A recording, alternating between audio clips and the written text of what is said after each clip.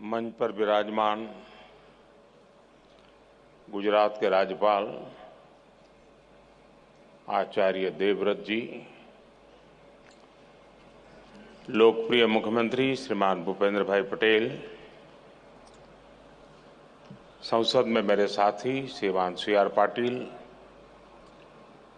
गुजरात सरकार के मंत्रीगण, उद्योग जगत के सभी वरिष्ठ साथी, अन्य महानुभाव और यहां उपस्थित सभी मेरे परिवारजन,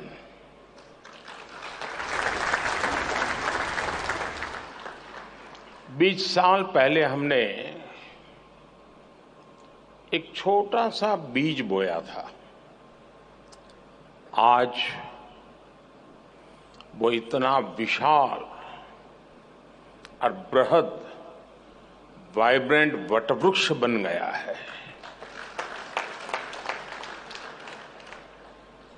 वाइब्रेंट गुजरात समिट के 20 साल पूरे होने पर आज आपके बीच आकर मुझे बेहद खुशी हो रही है। मुझे याद है बरसों पहले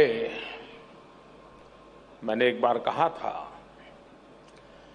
वाइब्रेंट गुजरात ये सिर्फ ब्रांडिंग का आयोजन भर नहीं है, बल्कि इससे बढ़कर बॉन्डिंग का आयोजन है। दुनिया के लिए ये सफल समिट एक ब्रांड हो सकती है, लेकिन मेरे लिए ये एक मजबूत बॉन्ड का प्रतीक है।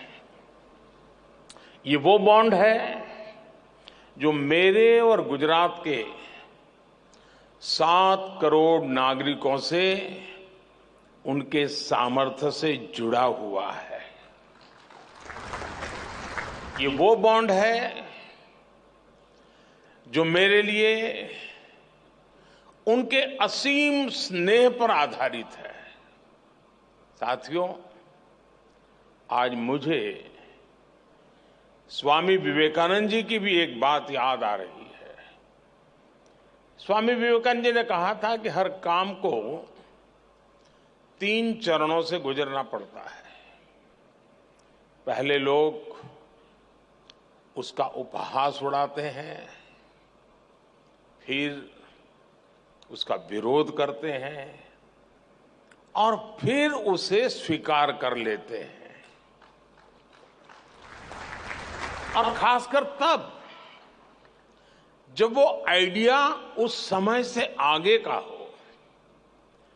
20 वर्ष एक लंबा कालखंड होता है। आज की जनरेशन के युवा साथियों को पता भी नहीं होगा कि 2001 में आए भीषण भूकंप के बाद गुजरात की स्थिति क्या थी। भूकंप से भी पहले गुजरात लंबे समय तक अकाल की भयंकर स्थिति से जूझ रहा था। इसके बाद जो भूकंप आया, उसमें हजारों लोगों की मौत हो गई, लाखों लोग इससे प्रभावित हुए, उन्हें अपना घर छोड़ना पड़ा। अकाल और भूकंप के अलावा उसी समय गुजरात में एक और बड़ी घटना हुई। Madhavpura mercantile cooperative bank collapse हो गया। इसकी वजह से 133 और कोऑपरेटिव बैंक में ये तूफान छा गया। पूरे गुजरात के आर्थिक जीवन में हाहाकार मचा हुआ था। एक तरह से गुजरात का फाइनेंशियल सेक्टर संकट में आ गया था। उस समय मैं पहली बार विधायक बना था। मेरे लिए ये भूमिका भी नई थी। शासन चलाने का कोई अनुभव नहीं था, लेकिन चुनौती बहुत बड़ी थी। इस बीच एक और घटना घट गई। गोधरा की हृदय विदारक घटना हुई और उसके बाद की परिस्थितियों में गुजरात हिंसा की आग में जल उठा।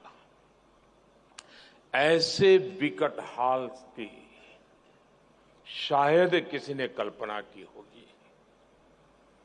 मुख्यमंत्री के तौर पर भले उस समय मेरे पास ज्यादा अनुभव नहीं था, लेकिन मेरा गुजरात पर,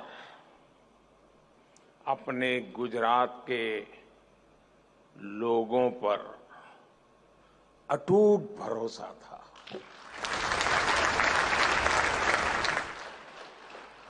हालांकि जो लोग एजेंडा लेकर चलते हैं वो उस समय भी घटनाओं का अपने तरीके से एनालिसिस करने में जुटे हुए थे। ये कहा गया कि गुजरात से युवा, गुजरात से उद्योग, गुजरात से व्यापारी सब बाहर चले जाएंगे, पलायन कर जाएंगे और गुजरात तो ऐसा बर्बाद होगा, ऐसा बर्बाद होगा कि देश के लिए बहुत बड़ा बोझ बन जाएगा। दुनिया में गुजरात को बदनाम करने की साजिश रची गई। एक निराशा का माहौल खड़ा करने की कोशिश की गई। कहा गया कि गुजरात कभी भी अपने पैरों पर खड़ा नहीं हो पाएगा। उस संकट में भी मैंने संकल्प लिया कि चाहे परिस्थितियां जैसी भी हो, गुजरात को इससे बाहर निकाल के ही रहूंगा।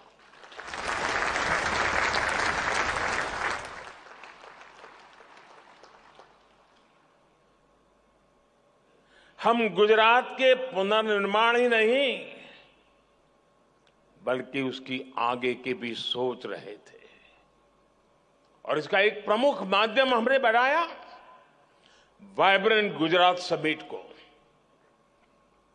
एक गुजरात का आत्मविश्वास बढ़ाने और उसके जरिए विश्व से आंख मिलाकर बात करने का ये माध्यम बन गया। ये गुजरात सरकार की निर्णय प्रक्रिया और फोकस अप्रोच को पूरी दुनिया को दिखाने का एक माध्यम बना। ये गुजरात सहित भारत की औद्योगिक क्षमता को विश्व के समक्ष उजागर करने का माध्यम बना। ये भारत में मौजूद अलग अलग सेक्टर्स की असीमित संभावनाओं को दिखाने का माध्यम बना। ये भारत के टैलेंट को देश के भीतर उपयोग करने का माध्यम बना। ये भारत की दिव्यता, भव्यता और सांस्कृतिक विरासत को विश्व को दिखाने का एक और माध्यम बन गया। हमने कितनी बारीकी से काम किया उसका उदाहरण वाइब्रेंट गुजरात की टाइमिंग भी है। हमने वाइब्रेंट गुजरात तब जब किया जब गुजरात में नवरात्रि और गरबे की धूम रहती है। हमने इसे गुजरात के औद्योगिक विकास का पर्व बना दिया। साथियों, आज मैं आप सभी को एक और बात याद दिलाना चाहता हूं। 20 साल हो रहे हैं। हर तरह की खट्टी मीठी बातें याद आना बहुत स्वाभाविक है। आज दुनिया वाइब्रेंट गुजरात की सफलता देख रही है, लेकिन वाइब्रेंट गुजरात का आयोजन ऐसे माहौल में किया गया जब तब की केंद्र सरकार भी गुजरात के विकास को लेकर बेरुखी दिखाती थी। मैंने हमेशा ही कहा है कि गुजरात के विकास से देश का विकास, लेकिन उस समय केंद्र सरकार चलाने वाले गुजरात के विकास को भी राजनीति से जोड़कर देखते थे। केंद्र सरकार के मंत्री तब वाइब्रेंट गुजरात समिट में आने से मना कर दिया करते थे। व्यक्तिगत रूप से तो मुझे बताते थे कि नहीं हम जरूर आएंगे। पता नहीं पीछे से डंडा चलता था, वो ना कर देते थे। सहयोग तो दूर की बात, वो रोड़े अटकाने में लगे रहते थे। विदेशी इन्वेस्टर्स को धमकाया जाता था कि गुजरात मत जाओ। इतना डराने के बाद भी विदेशी इन्वेस्टर्स गुजरात आए।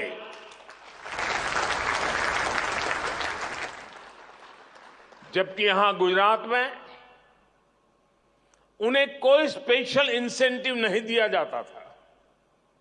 वो यहां आते थे क्योंकि उन्हें यहां good governance, fair governance, policy driven governance, equal system of growth और ट्रांसपेरेंट सरकार का अनुभव रोजमर्रा की जिंदगी में आता था। आप कल्पना कर सकते हैं, जब वाइब्रेंट गुजरात की शुरुआत की गई थी, तब गुजरात में बड़े बड़े होटल भी नहीं थे जहां पर इतने सारे विदेशी मेहमानों को रुकवाया जा सके। जब सारे सरकारी गेस्ट हाउस भी भर जाते थे तो हमारे सामने सवाल होता था कि अब बाकी लोग कहां ठहरेंगे। ऐसी स्थिति में बिजनेस हाउस ने को मैंने कहा, भाई जरा आपके कोई गेस्ट हाउस वगैरह है तो वो भी छोड़ दीजिए ताकि उनके काम आ जाए। यूनिवर्सिटी के गेस्ट हाउस तक का हमने उपयोग किया। उनके गेस्ट हाउस में मेहमानों को रुकने का इंतजाम किया गया। कुछ लोगों को बड़ौदा भी ठहराना पड़ा। साथियों, मुझे याद है 2009 में जब वाइब्रेंट गुजरात का आयोजन किया गया, तब पूरी दुनिया में मंदी का माहौल था, मंदी की चपेट में दुनिया थी। और सबने मुझे बताया, हमारे अफसर भी मुझे बता रहे थे कि साहब इस बार वाइब्रेंट गुजरात स्थगित कर दीजिए, ये फ्लॉप हो जाएगा, कोई नहीं आएगा। लेकिन मैंने उस समय भी कहा, जी नहीं, ये रुकेगा नहीं, ये होगा। अगर विफल हुआ तो आलोचना होगी और क्या होगा, लेकिन आदत छूटनी नहीं चाहिए।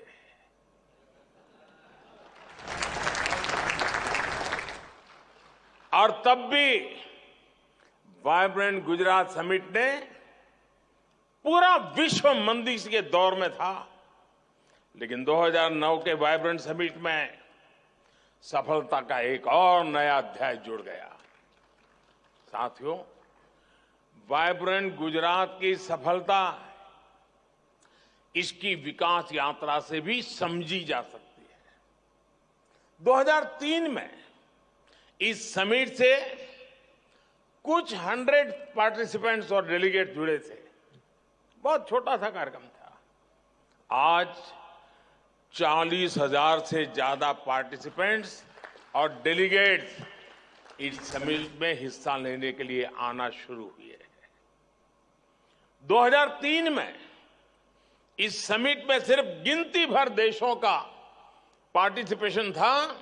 आज 135 देश इसमें पार्टिसिपेट करते हैं।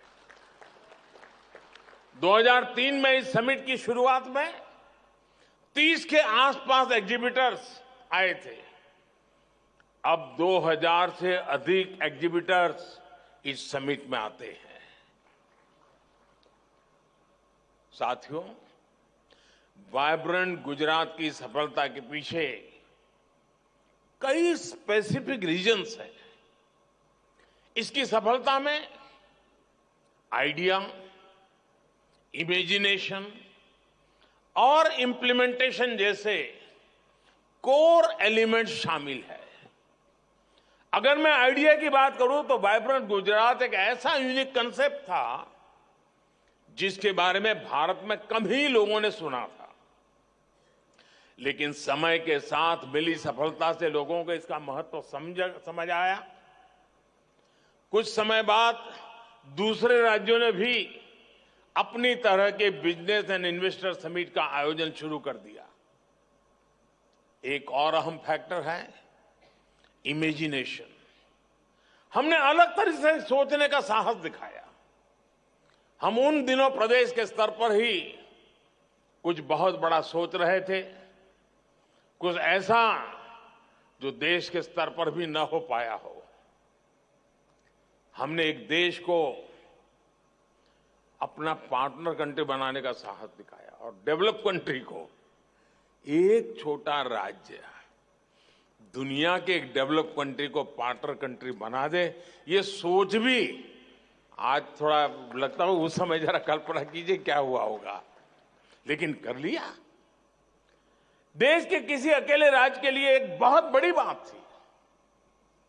साथियों, आइडिया और इमेजिनेशन कितने भी अच्छे हो, लेकिन इनके लिए पूरे सिस्टम को मोबिलाइज करना और रिजल्ट्स डिलीवर करना बहुत महत्वपूर्ण है। एक ऐसा काम है जिसके लिए बड़ी प्लानिंग, कैपेसिटी बिल्डिंग में निवेश, हर डिटेल पर नजर और अथक परिश्रम की जरूरत होती है ताकि इस स्केल का आयोजन हो सके। मैंने पहले भी कहा है, सेम ऑफिसर्स, सेम रिसोर्सेज और सेम रेगुलेशंस के साथ हमने कुछ ऐसा किया जिसके बारे में कभी किसी ने सोचा नहीं था। साथियों, वाइब्रेंट गुजरात समिट की एक और पहचान नोट करने वाली है। आज vibrant Gujarat one time event से एक इंस्टीट्यूशन बन गया है जिसका सिस्टम और प्रोसेस सरकार के भीतर और सरकार के बाहर साल भर स्वतः चलता रहता है। चीफ मिनिस्टर्स बदले, करीब करीब पुराने लीडिंग ऑफिसर तो सारे के सारे रिटायर्ड हो गए। जो 2001 में पहली बार गुजरात आए होंगे ऐसे अफसर आज गुजरात संभाल रहे हैं, सीनियर हो गए हैं। समय बदला, लेकिन एक चीज नहीं बदली। हर बार वाइब्रेंट गुजरात सफलता की नई ऊंचाई तक पहुंचता रहा। ऐसा इसलिए हुआ क्योंकि हमने प्रोसेस को संस्थागत बना दिया। इस सफलता की जो कंसिस्टेंसी है, उसके लिए यही ताकत इसका आधार है। और इसके लिए इंफ्रास्ट्रक्चर पर भी वैसे ही बल दिया। कहां कभी टागोर हॉल में कार्यक्रम होता था, फिर कभी यहां साइंस सिटी में ही तंबू लगा करके कार्यक्रम किया था, और आज महात्मा मंदिर बन गया। साथियों, जिस भावना के साथ हमने वाइब्रेंट गुजरात समिट को आगे बढ़ाया, वैसा आमतौर पर हमारे देश में बहुत कम देखने को मिलता है। हम ये समिट करते थे तो गुजरात में, लेकिन हम इसके जरिए हर राज्य को लाभ पहुंचाना चाहते थे। बहुत कम लोग हैं जो हमारी सोच को आज भी समझ पाए हो। वो अपने एक दायरे में सिकुड़ करके बैठे हुए हैं। एक गुजरात का मुख्यमंत्री उस समय देश के मुख्यमंत्रियों को आग्रह करता था कि समिट हो रही है, आप भी अपना झंडा गाड़िए, आप भी अपना स्टॉल लगाइए, आप भी सेमिनार कीजिए। वाइब्रेंट गुजरात समिट में दूसरे राज्यों को भी शामिल होने के लिए अवसर दिया जाता था। हमने राज्यों को इनवाइट किया था, आप भी आइए, अपनी शक्ति इसमें लगाइए, फायदा उठाइए। हमने स्टेट सेमिनार का आयोजन किया जिसमें कई राज्य आते थे, और वाइब्रेंट समिट के दरमियान कहीं पर उड़ीसा का समिट चल रहा है, कहीं तेलुगु समिट चल रहा है, कहीं पर हरियाणा जम्मू कश्मीर का समिट चल रहा है। इसके अलावा गुजरात में आयुर्वेद का एक पूरे देश का समिट, प्रोग्रेसिव फार्मर्स का एक बहुत बड़ा summit, all India lawyer summit, ऐसे भांति भांति के वर्टिकल्स, इसका भी ताना बाना हम लगातार बनाते जाते थे। हम गुजरात का विकास भी नेशनल विजन के तहत कर रहे थे। साथियों, 20वीं शताब्दी में हमारा गुजरात, हमारी पहचान क्या थी? हम एक ट्रेडर स्टेट के रूप में जाने जाते थे। एक जगह से लेते थे, दूसरी जगह पे देते थे, बीच में जो भी दलाली मिले उससे गुजारा करते थे। ये हमारी छवि थी। लेकिन 20वीं सदी की उस छवि को छोड़ करके 21वीं सदी में गुजरात ट्रेड के साथ एक एग्रीकल्चर पावर हाउस बना, एक फाइनेंशियल हब बना और एक इंडस्ट्रियल और मैन्युफैक्चरिंग इकोसिस्टम के रूप में उसकी एक नई पहचान बन गई। इसके अलावा गुजरात की ट्रेड बेस्ड रेपुटेशन भी काफी मजबूत हुई। इन सभी के पीछे वाइब्रेंट गुजरात जैसे आयोजनों की सफलता है, जो आइडिया, इनोवेशन और इंडस्ट्रीज के इंक्यूबेटर की तरह काम कर रहा है। हमारे पास पिछले 20 वर्षों के हजारों सक्सेस स्टोरीज और केस स्टडीज है। इफेक्टिव पॉलिसी मेकिंग और एफिशिएंट प्रोजेक्ट इंप्लीमेंटेशन से यह संभव हो सकता है। टेक्सटाइल और एपरल इंडस्ट्रीज के इन्वेस्टमेंट और एम्प्लॉयमेंट अभूतपूर्व बढ़ोतरी हुई है, जिसके कारण हमारा एक्सपोर्ट भी रिकॉर्ड बन रहा है। बीते 2 दशकों में हम अलग अलग सेक्टर्स में नए मुकाम तक पहुंचे हैं। ऑटोमोबाइल सेक्टर में 2001 की तुलना में हमारा निवेश करीब 9 गुना बढ़ा है। हमारे मैन्युफैक्चरिंग आउटपुट में 12 गुना बढ़ोतरी हुई है। केमिकल सेक्टर में गुजरात देश और दुनिया की तमाम कंपनियों की पसंद बन गया है। आज भारत की डाइस एंड इंटरमीडिएट मैन्युफैक्चरिंग में गुजरात का योगदान करीब 75% है। एग्रो और फूड प्रोसेसिंग इंडस्ट्री निवेश में गुजरात का हिस्सा देश में सबसे अधिक है।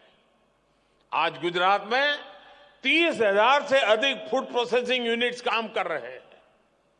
फार्मा सेक्टर में गुजरात एक innovation driven, knowledge focus pharma industry के रूप में उभर रहा है। मेडिकल डिवाइसेज मैन्युफैक्चरिंग में 50% से ज्यादा और कार्डियक स्टेंट्स मैन्युफैक्चरिंग में करीब 80% हिस्सा गुजरात का ही है। जेम एंड ज्वेलरी इंडस्ट्री में तो गुजरात की सफलता अद्भुत है। पूरी दुनिया के प्रोसेस डायमंड्स का 70% से ज्यादा हिस्सा गुजरात का है। भारत के डायमंड एक्सपोर्ट्स में गुजरात का योगदान 80% है।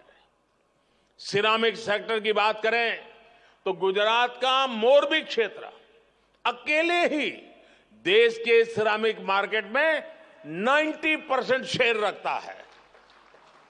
यहीं पर सिरामिक टाइल्स, सैनिटरी वेयर और अलग अलग सिरामिक प्रोडक्ट्स की करीब 10,000 मैन्युफैक्चरिंग यूनिट्स हैं।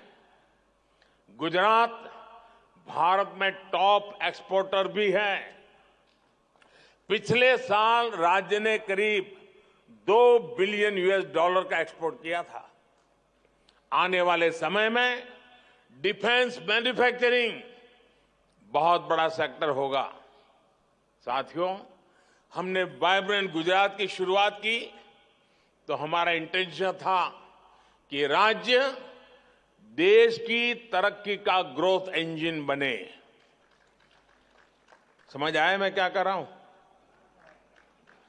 जब हम यहां काम कर रहे थे तब हमारी कल्पना थी, हमारी सोच थी कि गुजरात देश का ग्रोथ इंजन बने। चलिए, थोड़े लोगों को समझ आया। देश ने इस परिकल्पना को हकीकत बनते देखा है। 2014 में जब हमें देश की सेवा करने का अवसर दिया तो हमारा लक्ष्य भी विस्तार हुआ और हमारा लक्ष्य था कि भारत दुनिया का ग्रोथ इंजन बने।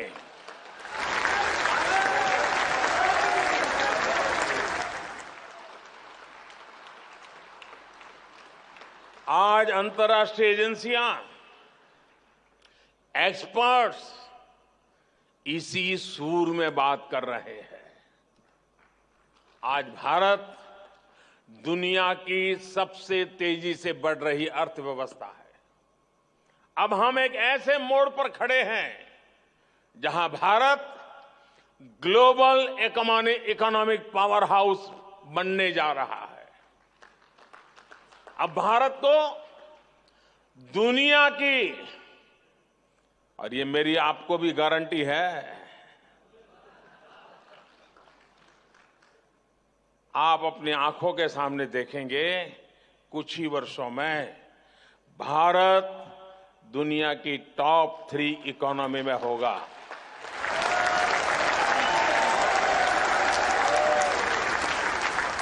ये मोदी की गारंटी है। इसलिए मैं यहां मौजूद मेहमानों से, भारत के उद्योग जगत से एक अपील भी करना चाहता हूं।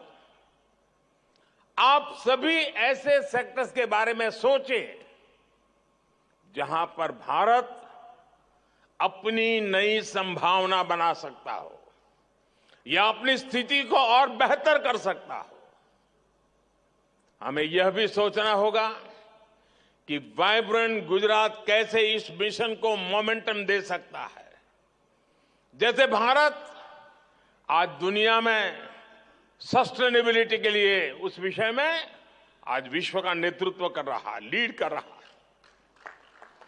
हमारे स्टार्टअप इकोसिस्टम को कैसे इस समिट से ज्यादा लाभ मिले, हमें ये भी सोचना होगा। आज एग्रीटेक एक उभरता हुआ क्षेत्र है। फूड प्रोसेसिंग सेक्टर को तेजी से विस्तार हो रहा है। श्री अन्न के बढ़ते उपयोग से हमारा जो मिलेट्स है वो आज दुनिया के बड़े बड़े भोजन समारोह में डाइनिंग टेबल पर उसकी जगह बन गई है। श्री अन्न के उपयोग से नए अवसर तैयार हो रहे हैं। प्रोसेसिंग, पैकेजिंग, उसमें बदलाव और ग्लोबल मार्केट तक पहुंचना होने की संभावनाएं बहुत नए मौके लेकर के आई है। आज के डीपली कनेक्टेड वर्ल्ड में फाइनेंशियल कोऑपरेशन के इंस्टीट्यूशंस की जरूरत तेजी से बढ़ रही है। गुजरात के पास पहले से ही गिफ्ट सिटी है, जिसकी प्रासंगिकता हर दिन बढ़ रही है। गिफ्ट सिटी में हमारे whole of the government approach का प्रतिबिंब दिखता है। यहां केंद्र, राज्य और आईएफएससी अथॉरिटी मिलकर काम करते हैं ताकि दुनिया का बेस्ट रेगुलेटरी एनवायरनमेंट तैयार हो। हमें इसे globally competitive financial market place बनाने का प्रयास तेज करना चाहिए। इसके लिए हम अपने लार्ज डोमेस्टिक डिमांड का फायदा उठा सकते हैं। वाइब्रेंट गुजरात के सामने ये लक्ष्य है कि वो कैसे गिफ्ट सिटी को और सशक्त करे ताकि इसकी ग्लोबल प्रेजेंस बढ़े।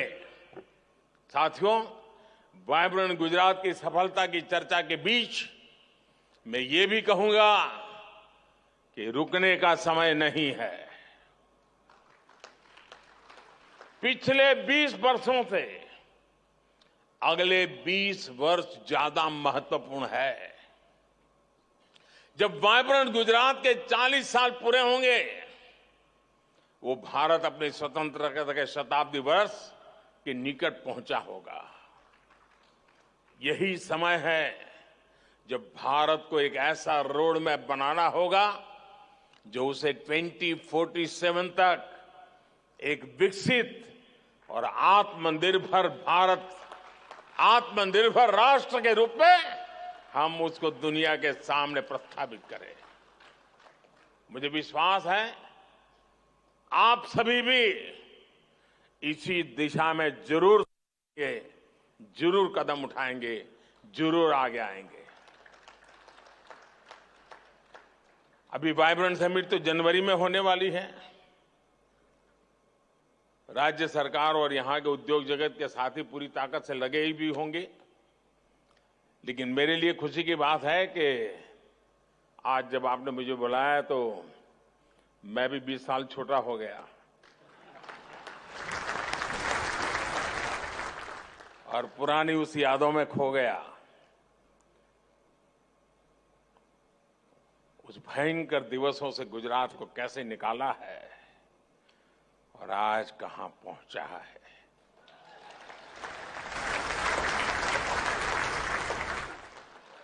जीवन में इससे बड़ा संतोष क्या हो सकता है दोस्तों।